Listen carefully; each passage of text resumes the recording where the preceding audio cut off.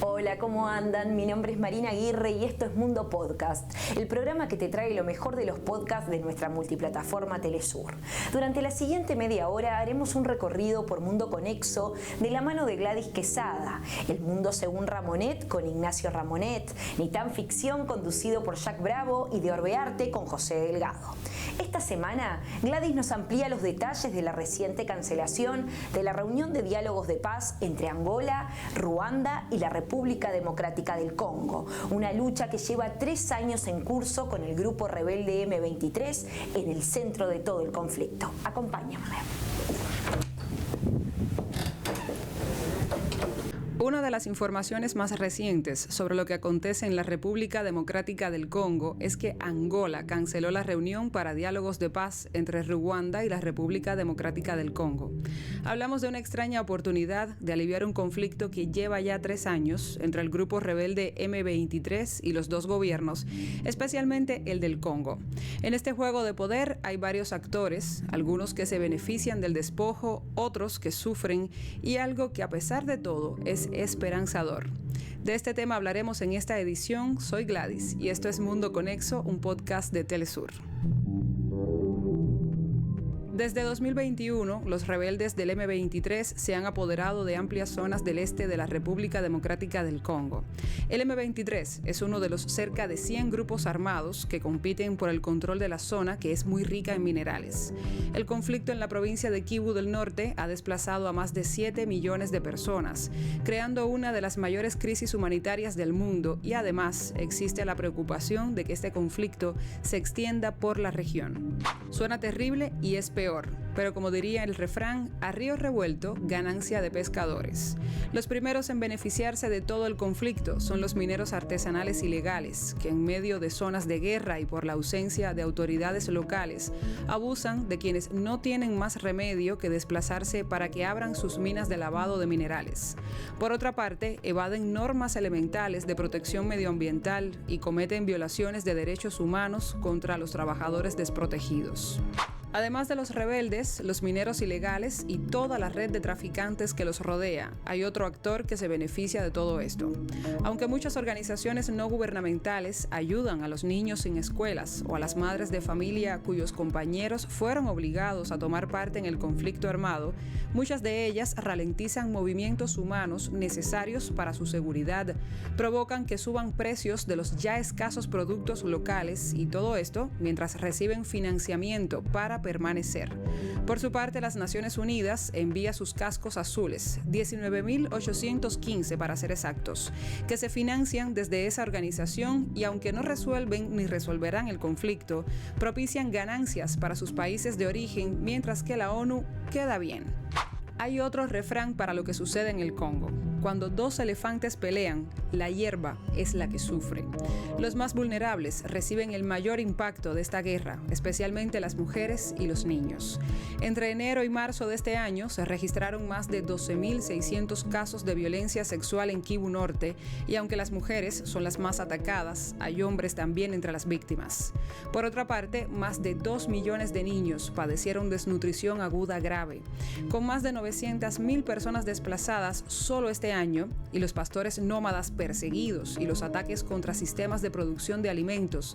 Ya se cuentan 25.4 millones de personas, el 23% de la población, que se enfrentan a una grave inseguridad alimentaria. En medio de tanta pérdida, hay una noticia alentadora y que llama a proteger mejor los recursos naturales del Congo. A inicios de diciembre, el Fondo Mundial para la Naturaleza anunció que entre 2013 y 2023 se han descubierto 742 nuevas especies de fauna y flora en la cuenca del Congo. El informe documenta el trabajo de cientos de científicos, organizaciones conservacionistas e institutos de investigación de todo el mundo, revelando una asombrosa variedad de nuevas especies, incluidas plantas, invertebrados, peces, anfibios, reptiles, aves y mamíferos desconocidos hasta ahora. Entre estos descubrimientos figuran un cocodrilo, una nueva variedad de café, un mono llamado lesula por los habitantes locales, una libélula, un búho, una víbora venenosa, orquídeas y peces tropicales. Mucho dice esto entonces de la riqueza en recursos y en biodiversidad del Congo, hogar además de parte de las comunidades que llevan siglos haciendo vida en África, como son los pastores Bororo, un subgrupo de los Fulanis, y que sufren la violencia directamente, lacerando su cultura milenaria.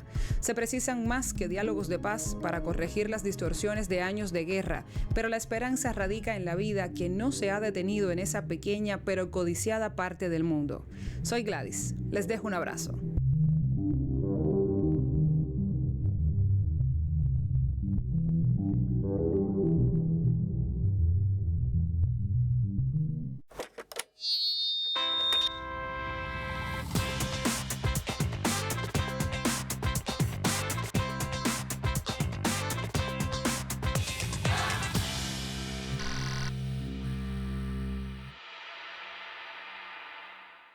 Continuamos con este segundo segmento de Mundo Podcast. El periodista Ignacio Ramonet comenta algunas de sus lecturas recientes, como La vegetariana de Han Kang, El reino de Manuel Carrer y El manantial de Ayn Rand. Veamos sus recomendaciones literarias para este 2025. Hola, ¿qué tal? Hoy quiero hablarles de libros.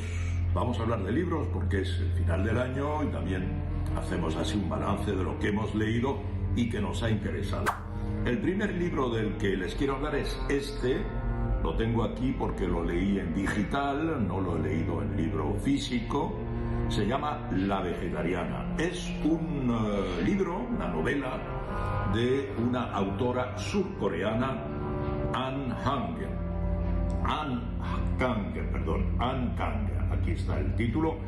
An Kang recibió el Premio Nobel de Literatura este año, se lo dieron en noviembre, y es la primera autora o autor sudcoreano que recibe el Premio Nobel de Literatura. Es una novela muy excepcional porque cuenta primero una historia extraordinaria y a la vez muy sencilla.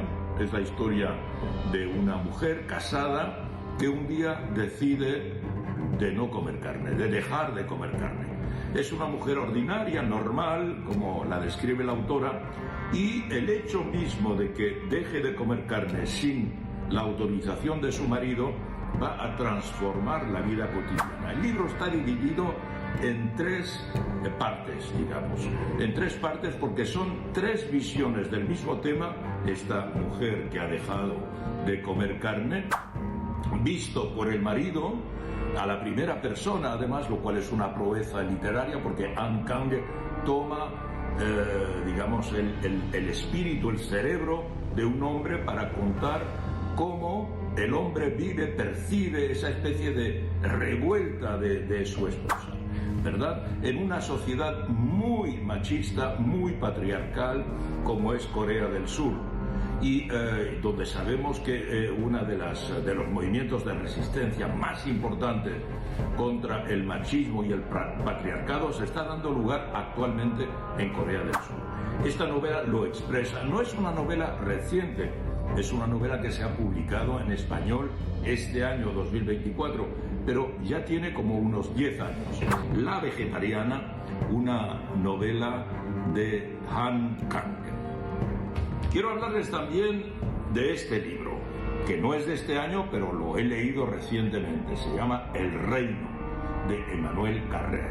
Emmanuel Carrer es quizá el mejor escritor francés hoy, si no el mejor, digamos, el autor sobre el que hay un gran consenso internacional para decir que es un autor de ruptura, un autor diferente. No tiene el premio Nobel, pero está en la lista de los que podrían tener el premio Nobel. A propósito del premio Nobel, decía antes yo a propósito de An Kang, que efectivamente es como el quinto escritor, la quinta escritora asiática que lo tenía.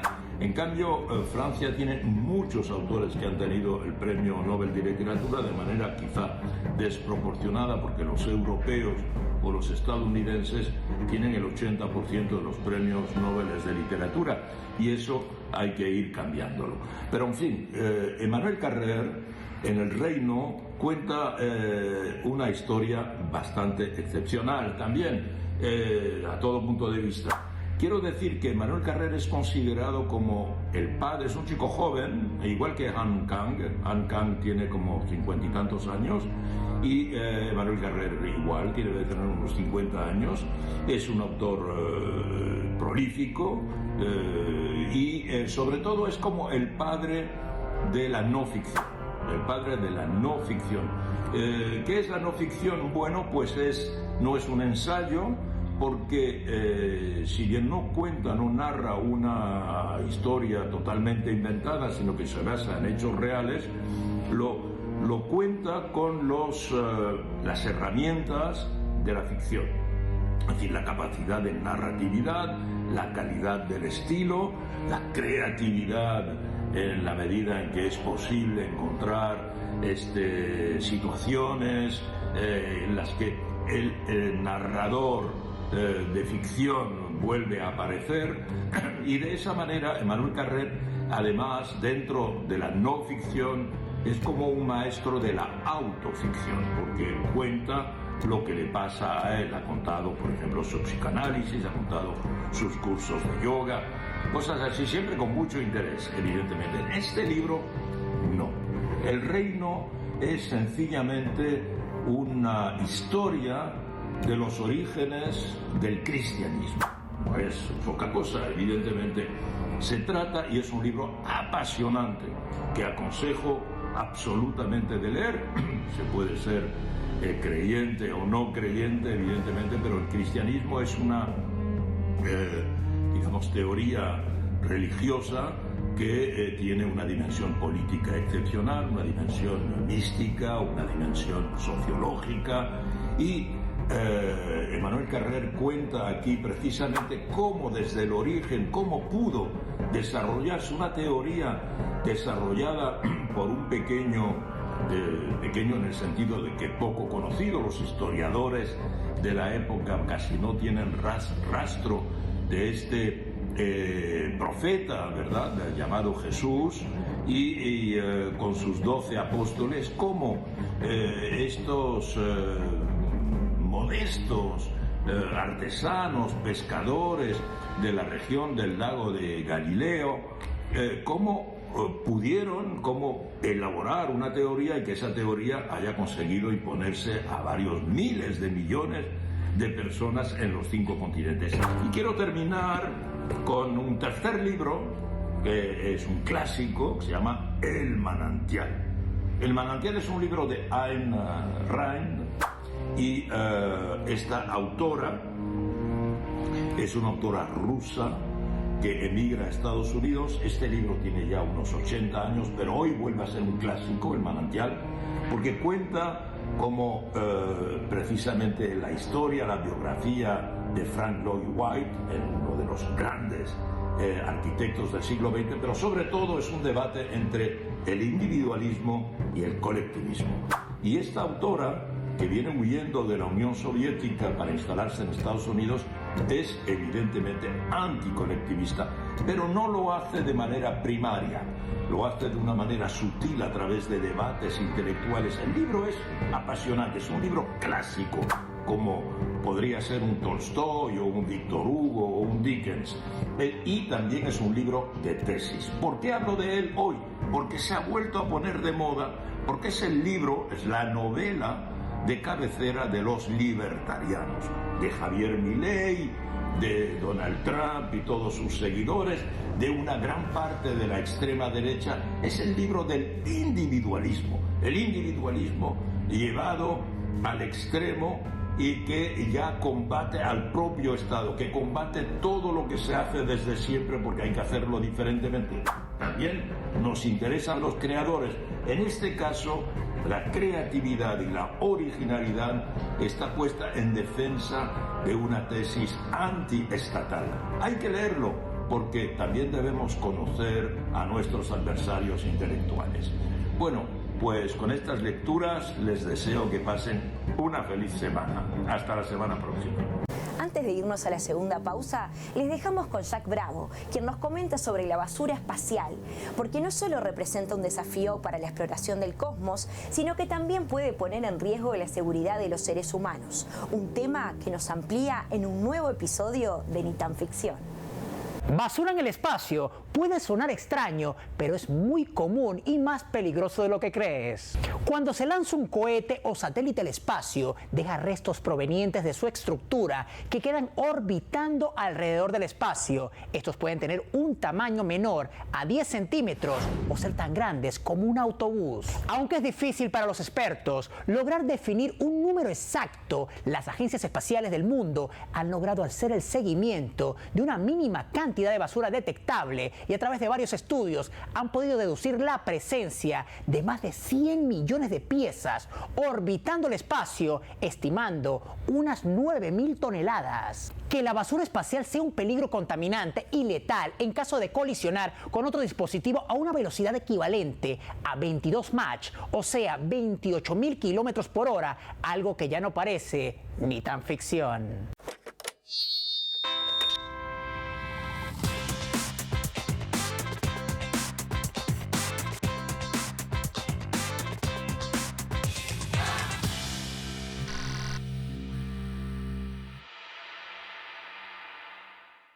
Llegamos al último segmento de Mundo Podcast, en el que José Delgado estuvo acompañado del maestro Ismael Querales y Ligia Elena Querales, integrantes de Un Solo Pueblo, con quienes conversó acerca de su trayectoria y legado de la música tradicional venezolana, de la cual son emblema como agrupación.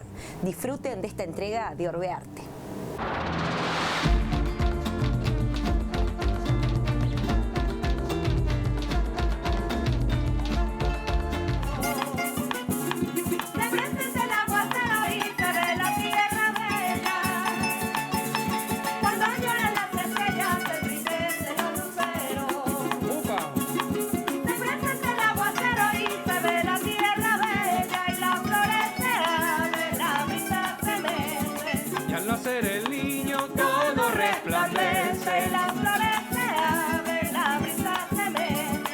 Al nacer el niño todo resplandece.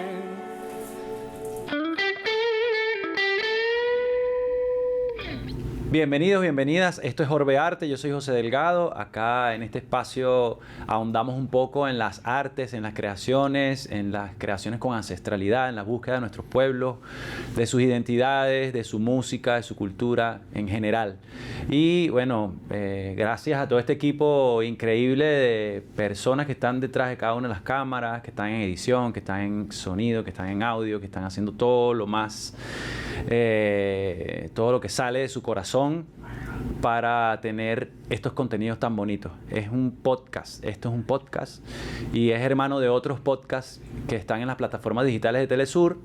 Telesur, canal que nos mantiene acostumbrados a el vínculo con los pueblos, con la profundidad de nuestros pueblos, no solamente de Latinoamérica, sino del mundo. Gracias a ustedes por estar ahí, por acompañarnos en cada uno de estos proyectos. Hoy celebramos una Navidad, celebramos esta Navidad 2024 con una agrupación con la que muchos venezolanos y venezolanas y gente también de Latinoamérica ha crecido escuchando sus músicas que han sido de cabecera para la formación del alma pues diversa y colorida de nuestra Navidad venezolana, pero va más allá. Se trata de Venezuela, un solo pueblo, y tenemos acá a dos de sus integrantes, una agrupación muy grande, y tenemos a dos de sus integrantes, al maestro Ismael Querales, fundador, y a Ligia Elena Querales, su hija menor, que hace parte de la nueva generación de esta agrupación emblemática que se ha dedicado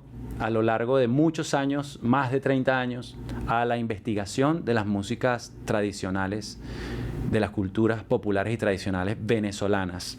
Hoy, pues, felices de tenerles aquí. Gracias por la invitación, José. Gracias. Estamos nosotros muy alegres de estar acá Maestro y de Ismael. conversar un ratito. Bueno, sí, vamos a conversar, un poco saber, ir conociendo que la gente que se conecta de muchas partes del mundo sepan de dónde viene Venezuela, un solo pueblo, cuáles fueron sus raíces y bueno, su trayectoria y en qué andan ahora, ¿no? Es un poco, ¿no? ¿Cómo nace Venezuela, un solo pueblo?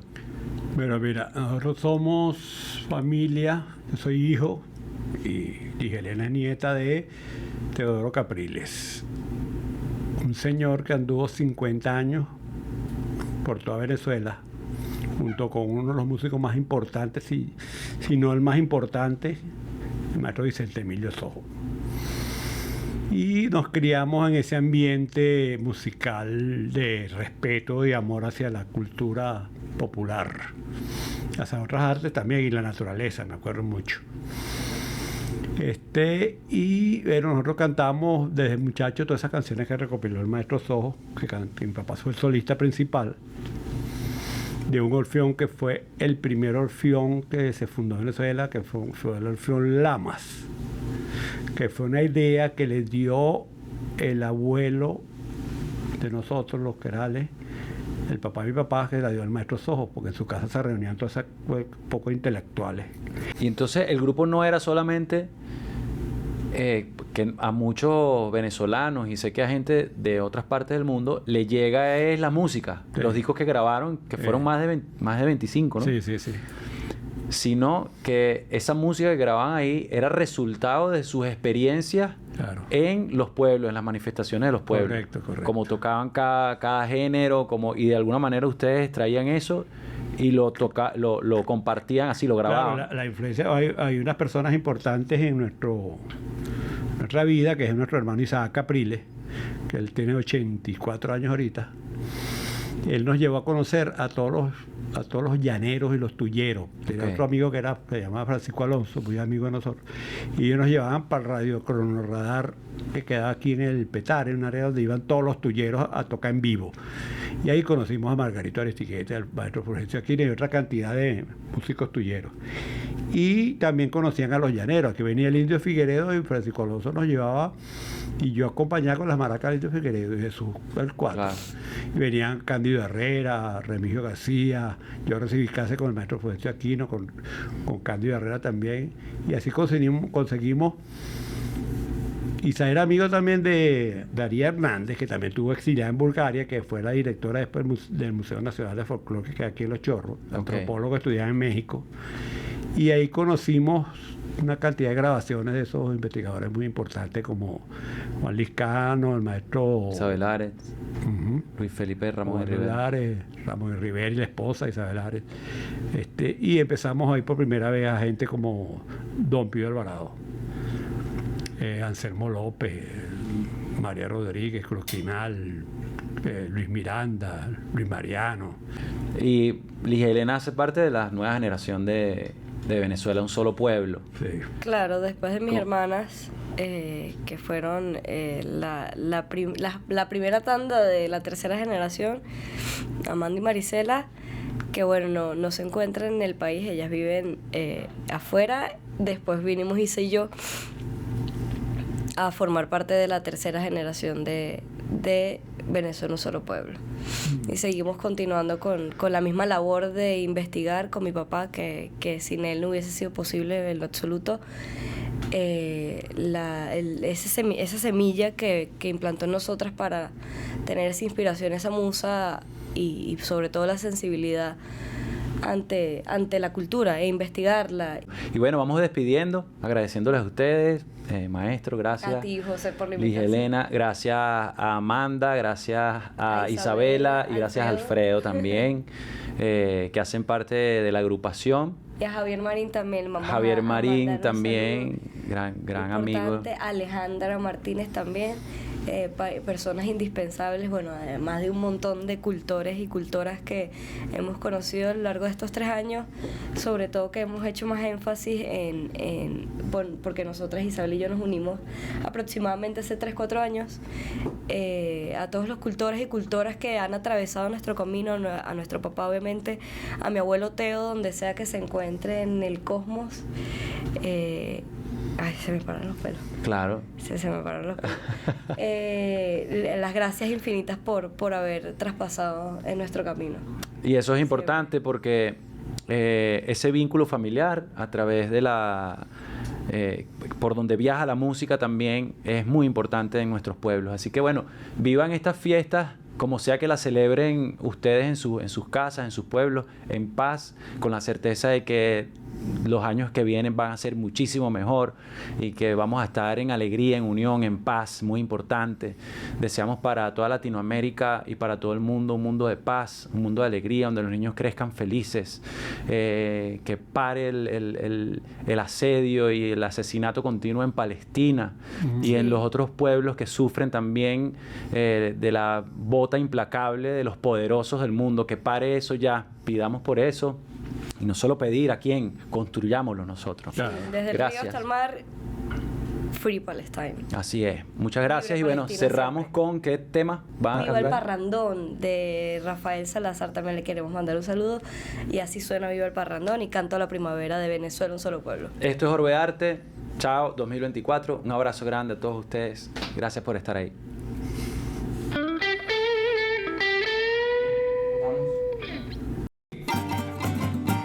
Llegó la parranda, llegó el parrandón, llegó la parranda, llegó el parrandón, y abramos la puerta, abran el portón, brindemos licores, comida y calor, brindemos licores, comida y calor.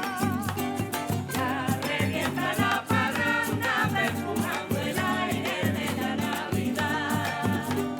Cantan los aliganteros con voces alegres. Así ponemos punto final al programa de Mundo Podcast, el programa en el que los podcasts saltan a la pantalla. Recuerden que pueden contactarnos y enviar sus comentarios y sugerencias a través de las distintas cuentas de redes sociales, tanto en Instagram como en X a través de @TelesurTV y en el canal de YouTube @MundoPodcastTelesur. Allí podrán disfrutar de los episodios anteriores. Quien les habló, Marina Aguirre, y fue un placer acompañarles. Nos vemos en la próxima entrega. Hasta pronto.